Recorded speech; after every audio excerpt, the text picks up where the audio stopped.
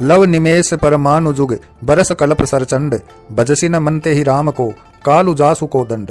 जय श्री राम मित्रों, कलयुग के समस्त पापों का विनाश करने वाली श्री रामायण कथा के 6ठम सोपान लंका कांड का यह पहला एपिसोड प्रस्तुत है।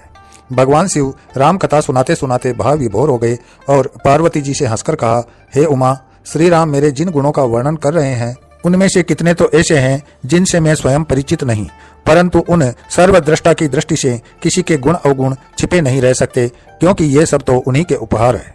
श्री राम और शिव की परस्पर भक्ति एक नई ऊर्जा का निर्माण करती है।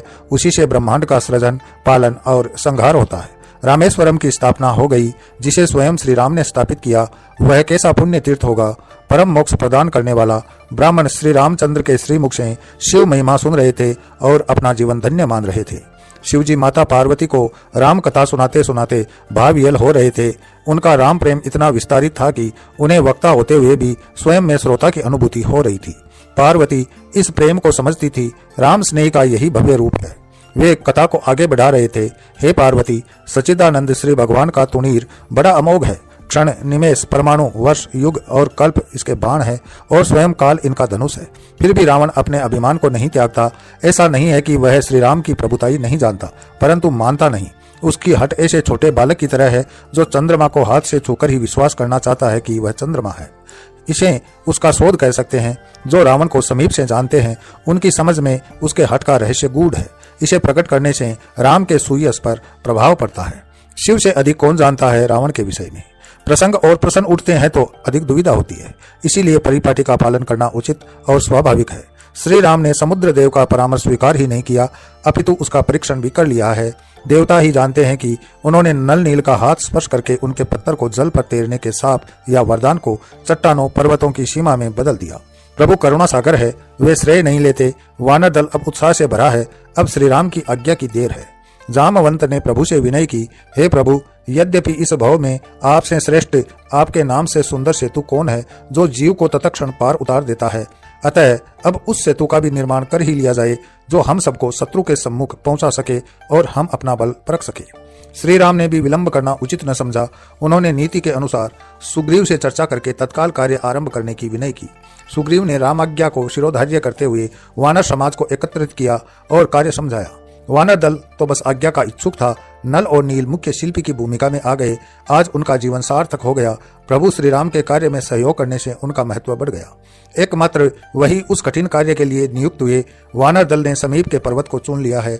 दल बन गए। चट्टानों को तोड़ने वाला दल अलग है, उन्हें उठाकर नल नील के पास तक ले जाने वाला दल अलग है। श्रृंखला बना ली गई। नल नील पत्थर पर राम लिखते हैं। यह एक पंथ दो काज है। पत्थर का स्पर्श भी हो जाता है और प्रभु का स्मरण भी रहता है। नल नील के स्पर्श किए गए पत्थरों को क्रम और ढंग से लगाने वाला दल अलग है। प्रत्येक कार्य व्यवस्थित और अनुशासित ढंग से हो रहा है। श्री राम के किसी कार्य में सहायक होने के लिए देवता भी तरस रहे थे। प्रभु उनके हित के लिए इस धराधाम पर मनुष्य रूप में आए हैं और आज वे एक असंभव से कार्य को भी अपनी प्रेरणा से संभव कर रहे हैं। किस भांति उसमें योगदान करके प्रभु की सेवा की जाए, यह देवता भी सोच रहे हैं। एक नन्ही गिलहरी भी उसमें योगदान कर रही थी। श्रमदान का अपना महत्व है और वह भी प्रभु की सेवा में हो तो उसका कहना ही क्या। वह गिलहरी तनिक सी रेत ले जाकर पत्थरों के जोड़ पर डाल रही थी। अंश भर रेत का भी बड़ा महत्व है प्रभु की दृष्टि में। गिलहरी का श्रम उसके हृदय को पुलकित कर रहा था। वह थकी सी लगती थी। प्रभु श्री राम ने उसकी पीठ पर हाथ फिराया तो वह नन्हा जीव स्वयं को कैसा पुण्यवान मानता होगा। राम की दृष्टि में सबका महत्व है। छोटे से छोटा श्रम और सहायता उन्हें ऋण रूप में है। राम की दृष्टि से कुछ छुपा नहीं। वीर बानर बड़ी तन्मयता से अपने काम में जुटे थे। विभीषण और सुग्रीव प्रभु के पास बैठे थे। लक्ष्मण सेतु निरीक्षक नियुक्त हुए थे और एक एक चीज पर नजर रखे हुए थे। पहाड़ के पहाड़ समतल हुए जा रहे थे। संसार का सबसे अद्भुत सेतु आकार लेने लगा था। आकाश से झांकते देवता उस जीव प्रयास पर अचंभित थे। देव ऋषि नारद को ऐसे विषयों में बड़ी रुचि थी। वे प्राय नारायण नारायण करते हुए प्रभु दर्शन को आ जाते थे। सेतु निर्माण होता देखकर भी आ गए। श्री राम का उन पर विशेष अनुराग था। आते ही प्रभु ने उन्हें और उन्होंने प्रभु को प्रणाम किया। यह भक्त और भगवान के बीच स्नेह संबंध का चरम था। देव ऋषि दिव्य है, श्री हरि के लिए पूजनीय है। श्री हरि तो है ही अखिल सच्चिदानंद। देव ऋषि सेतु निर्माण पर हर्षित और विस्मित है। पत्थर पानी पर तैर रहे हैं। अवश्य प्रभु ने ऐसी प्रेरणा की है उन पत्थरों को। राम उनके मनोभाव समझ गए। देव ऋषि, आप भी महान विचारक हैं। जो साक्षात है उसे नहीं देख रहे। देखिए कि नल और नील के स्पर्श मात्र से पत्थर पानी पर तैरने लगता है। राम ने हंसकर कहा, नारद हंसे, प्रभु सब आपकी ही लीला है। संसार में किसे क्या कला, क्या शक्ति और कितनी सामर्थ्य देनी है वह तो आप ही निर्धारित करते हैं। श्री राम नल नील की प्रशंसा कर रहे थे। देव ऋषि भाव विभोर हो गए प्रभु की इस लीला पर। यही तो आनंद है राम के सानिध्य का। विभीषण बड़े पुण्यवान है जिन्होंने सब बंधन तोड़कर प्रभु की शरण ले ली। अब वे रावण का भी बड़ा उपकार मान रहे थे जो उसने लात मारकर ऐसा अवसर दिया। आज वे प्रभु श्री राम के समीप बैठे थे। देवता भी उनसे ईर्ष्या करने लगे होंगे। प्रभु का सामीप्य दुर्लभ है। देव ऋषि उस महाकाज का निरीक्षण करते हुए भाव विभोर हो गए। नर वानर के संयोग ने असंभव को संभव कर दिया था। सेतु समुद्र बड़ी घटना है। जब जब रावण अपने प्रकोटे से उसे समीपतर आते देखता तब तब वह चिंतित हो जाता। उसकी दृष्टि दूरदर्शिका यंत्र के दर्पण पर चिपकी रह जाती। सेतु का विस्तार नित ऐसे लंका की ओर बढ़ा आ रहा था मानो चक्रवात चला आता हो। मंदोदरी भी अपने पति के साथ एक दो बार उस दर्पण में सेतु निर्माण का कार्य देख चुकी थी।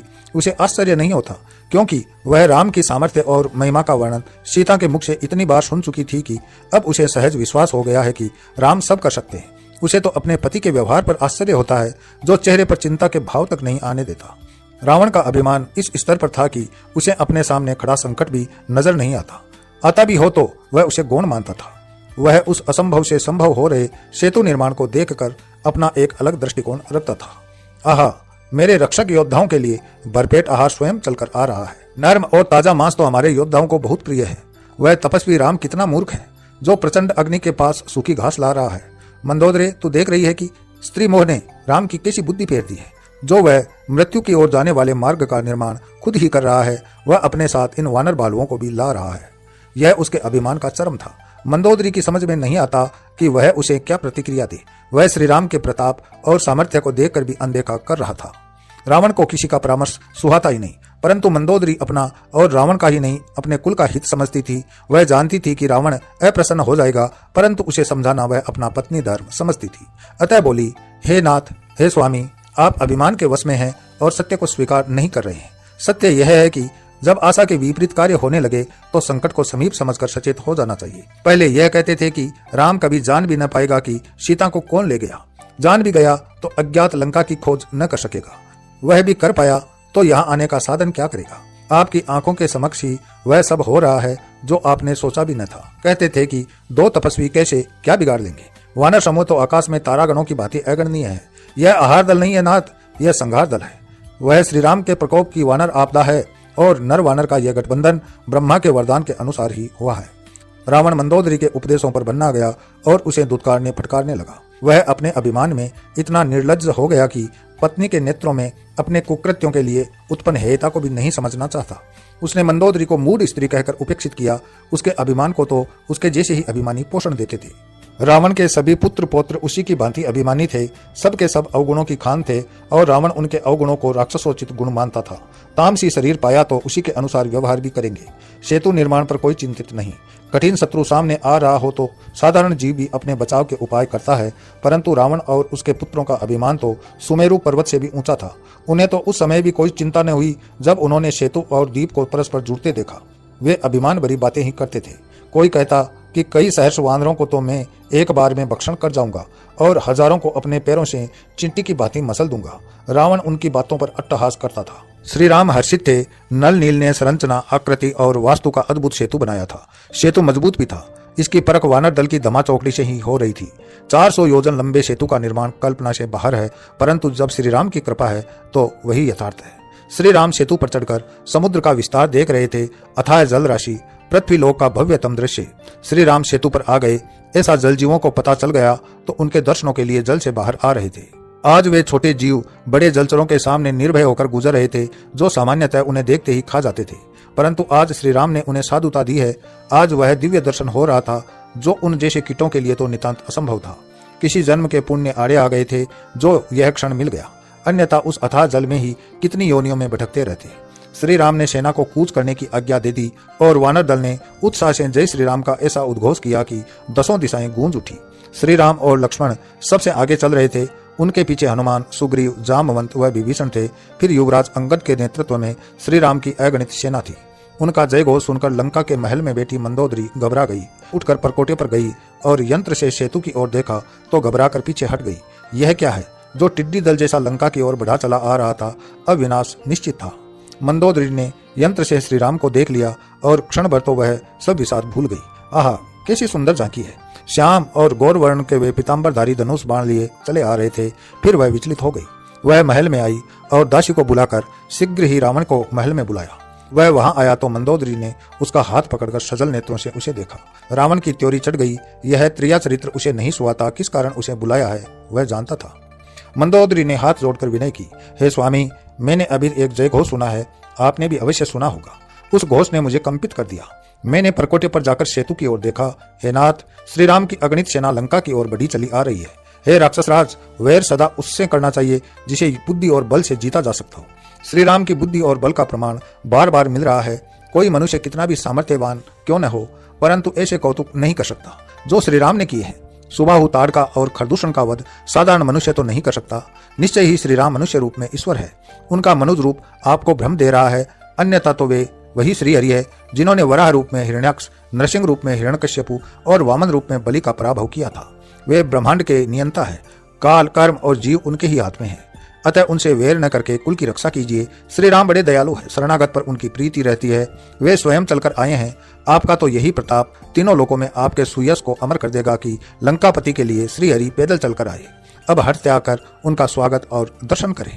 रावण क्रोध के मारे खड़ा हो गया। मूर्ख स्त्री, प्रलाप किए जा रही है, किसे भय दिखा रही है? रावण को? इस जगत में मेरे समान दूसरा कोई योद्धा नहीं है। मैंने अपने बल से सभी देवताओं को जीत लिया है। मेरा बंदी ग्रह मेरे भुजबल से शोभायमान है। तो मुझे वानरों का भय दिखाती है।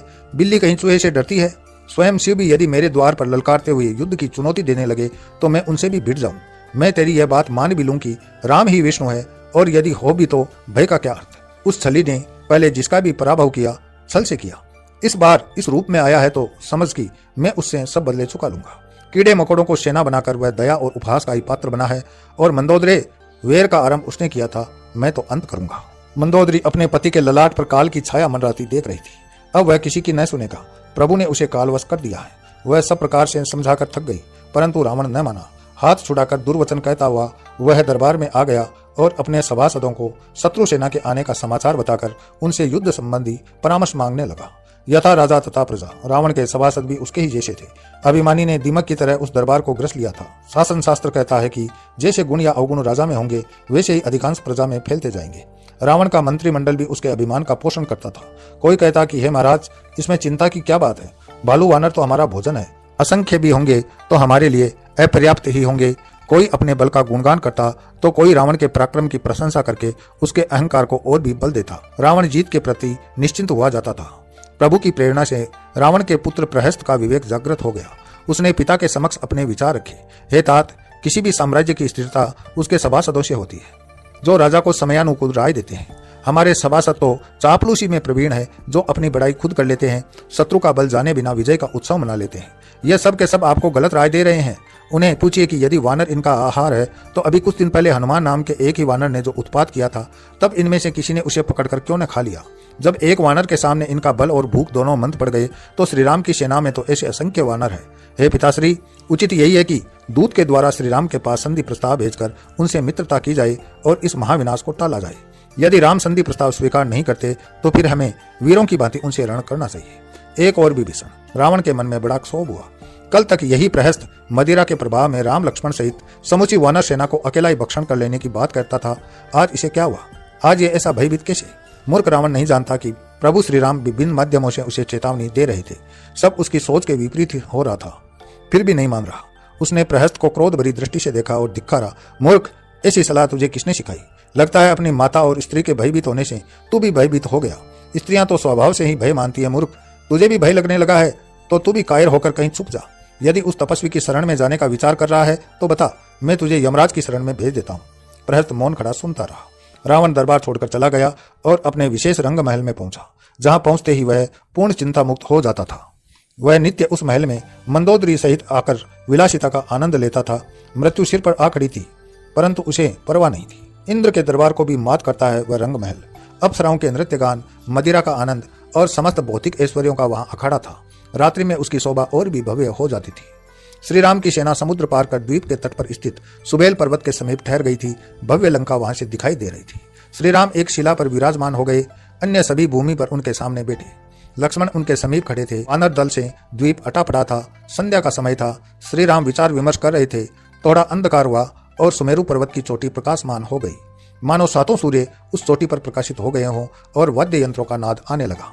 श्री राम उस अद्भुत दृश्य को देखकर रोमांच से बोले, हे विभीषण, यह कैसा भव्य प्रकाश है। मानो अंधकार होते ही सातों सूर्य आज उठे हों और यह मधुर संगीत तो प्रतीत होता है कि इंद्र के दरबार से आ रहा है। लगता है इंद्र ने पर्वत की चोटी पर अपना विलास गृह बना लिया है। विभीषण हंसकर रह गए। प्रभो, यह न इंद्र का दरबार है और न सप्त सूर्यों का प्रकाश। यह तो रावण का रंग महल है जो वह नित्य सजाता है। उसका ही यह विलास गृह है। यहाँ जो प्रकाश है वह उसके रजत छत्र से निकल रहा है। सूर्य रश्मियों की भांति झिल मिलाते प्रकाश वास्तव में रानी मंदोदरी के कर्णफूल है। इस रंग महल में देव कन्याएं नृत्य कर रही है और गंधर्व गीत गा रहे हैं। यही उस रावण का अहंकार भरा चरित्र है। उसके द्वार पर कठिन संकट आ खड़ा है, लेकिन उसे इसकी तनिक चिंता नहीं है, क्योंकि वह इसे संकट मानता ही नहीं। उसके लिए तो आप और आपकी सेना तुच्छ है। श्री राम मुस्कुराए और उन्होंने धनुष पर बाण का संधान किया। उस बाण ने जो किया वह किसी ने न जाना। वह बाण रावण के रजत छत्र, मुकुट और मंदोदरी के कर्णफूलों को काटकर वापस प्रभु के तूणीर में आ समाया। रावण रास रंग में व्यस्त था। मदिरा का पात्र उसके हाथ में था। वह स्वयं को देवलोक के इंद्र से कम नहीं समझता था। अचानक जाने क्या हुआ कि अंधकार छा गया। रावण का मुकुट और छत्र गिर पड़े। मंदोदरी के कर्णफूल भूमि पर गिर पड़े। यह सब कैसे हुआ, यह रावण की समझ में न आया। एकाएक सभा में मौन व्याप्त हो गया था। यह तो अपसुकुन हो गया। सब रंग में भंग पड़ गया। मंदोदरी व्याकुल हो उठी। नर्तकियां मूर्तिवत हो गई। वाद्य यंत्र हिलने से भी न हिले। यह कैसी माया है।